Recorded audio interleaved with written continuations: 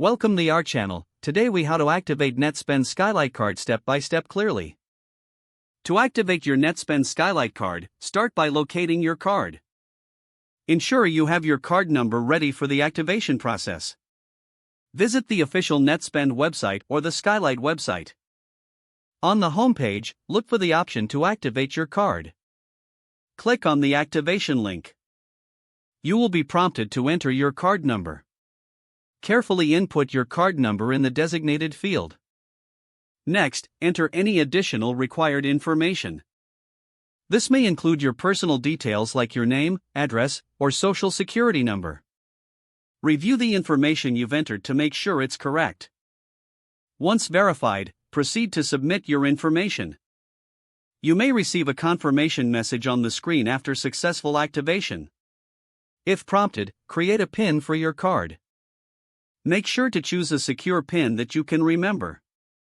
After setting your PIN, your card will be fully activated. You can now start using your Netspend Skylight card for transactions. If the page does not load, refresh the browser or try again in a private or incognito window. Make sure you are using the correct email address, then retype it carefully to avoid small typos. If your password is not accepted, use the reset option and create a new strong password you can remember. Check your spam folder for verification or security emails, then complete any requested confirmation steps. Enable two-factor authentication if available to improve account security and reduce unauthorized access risk.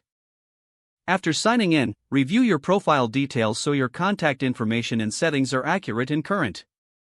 If you see an error message, note it down and try again after restarting your device and internet connection. Log out when you finish, especially on shared devices, to keep your account and payment information secure. If the page does not load, refresh the browser or try again in a private or incognito window. Make sure you are using the correct email address, then retype it carefully to avoid small typos. If your password is not accepted, use the reset option and create a new strong password you can remember. Check your spam folder for verification or security emails, then complete any requested confirmation steps. Don't forget to like this video and subscribe to our channel for more step-by-step tech guides.